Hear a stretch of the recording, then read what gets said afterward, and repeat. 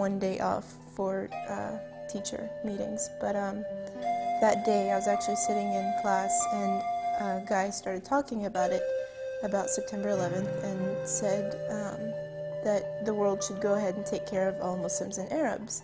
Just get rid of them and that would solve all of our problems. And so I turned to him, and I mean, he was a classmate, he wasn't really a friend, and I told him, well, you know that I'm both Muslim and Arab. And he said, well, then we should start with you. This is not the only example of an American citizen being harassed. Other American Muslims were accosted with denigrating statements such as, "Go back to where you came from. We don't want your kind here. Your religion teaches hate. You people only stand for jihad, holy war, and killing." Holy war? Killing?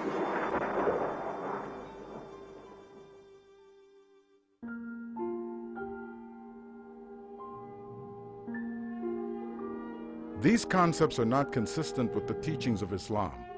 And what does this term jihad mean anyway? Jihad has become a very popular term that has been used and abused. The term jihad has been used to mean something negative, that this term advocates warfare and the killing of non-Muslim people. The true definition of this term, however, is completely different.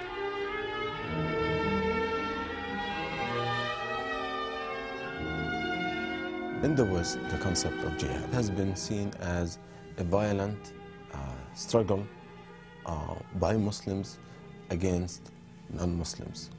Historically, the concept of jihad is not like that. Scholars would tell you that the term jihad comes from the word jahada, which means to exert an effort in the good and positive sense.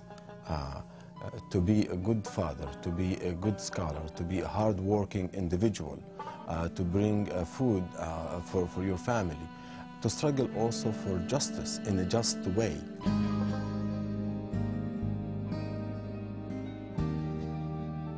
Jihad is a misunderstood term, and most people refer to jihad as being holy war. But actually, jihad in Arabic literally means to exert oneself, to struggle. Within Islamic lifestyle, jihad is a struggle to find peace. It is striving to rid oneself of evil. And so there's an internal jihad, there's an external jihad. Anytime a Muslim is struggling against evil and trying to establish peace and goodness in his life, then this is what jihad really means. There is no literal translation or no literal use of the word jihad to mean holy war that you'll find in any text of Islam. Scholars of Islam agree that jihad does not mean holy war. That notion is entirely alien to Islam, a religion that teaches compassion and treating others as you would wish to be treated. The holy war is an alien term in Islam. The holy war is a Christian concept. Muslims have never considered war holy. War is used, harb in the Arabic language, is used in the Qur'an in a negative term. Jihad is used in a positive term, but the actual word for war is not used in a positive term, nor is it used in a positive term in the hadith and or the prophetic traditions of the Prophet Muhammad, peace be upon him. So there's nothing holy about war. The translation often we hear of the word jihad as holy war is inaccurate.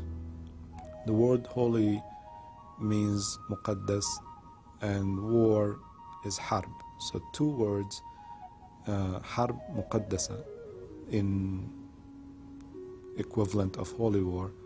That phrase does not exist in the Qur'an, nor in the sayings of the Prophet, nor in the language of the Muslims.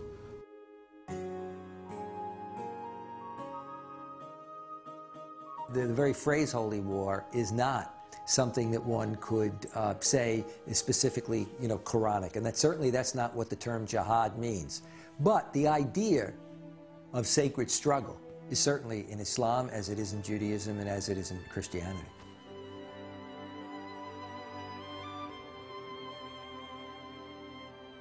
Every state, every political entity, every social entity has to have a mechanism by which it defends itself and by which it extends its influence in areas where it has to be extended.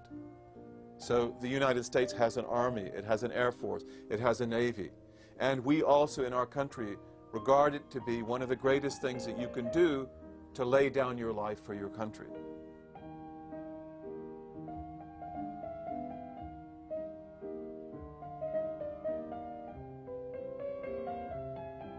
Islam does address situations in which Muslims might be faced with the possibility of war. Islam lays out very clear guidelines regarding warfare.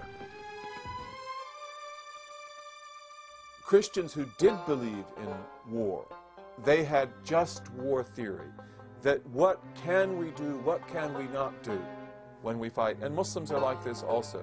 So there were rules of engagement. There were things that were allowed and things that were never allowed.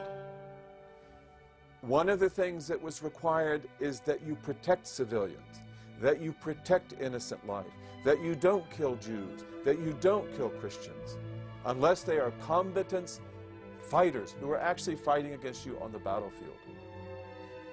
That you don't poison wells, that you don't poison water, that you don't burn cities. And one of the reasons why Islam was so effective as a state was because it was generally very noble in the way that it fought its wars. And it honored civilian populations. It didn't burn the land. It didn't destroy farms. It didn't rape women.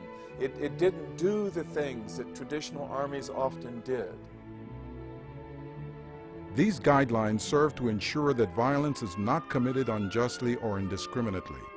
In fact, the purpose of these guidelines is to work to protect people against violence such as terrorism.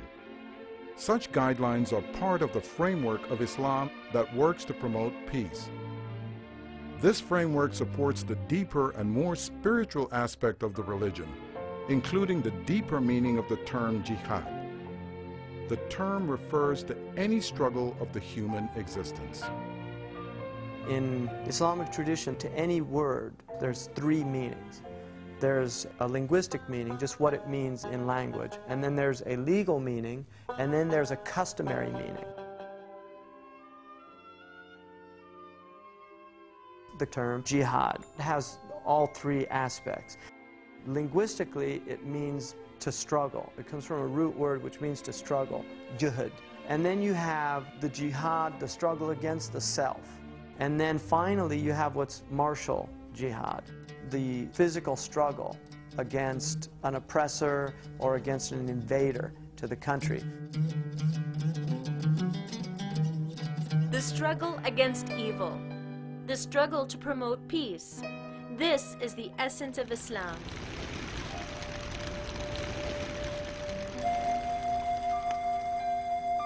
I invite every American to study Islam for themselves.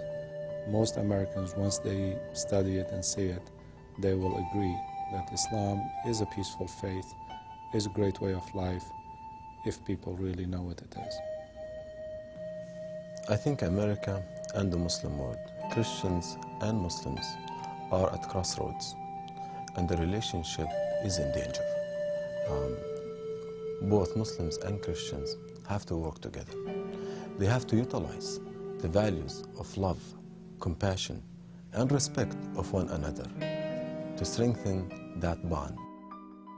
We must live up to the greatest Christian values, the greatest Jewish values, the greatest Muslim values, and we've got to put this world together.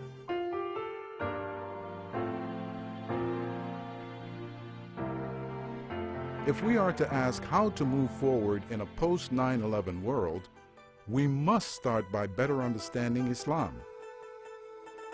The more we know about Islam, the less extremists are able to hijack this beautiful religion. The more we work together to promote mutual understanding and respect, the more we work against terrorism.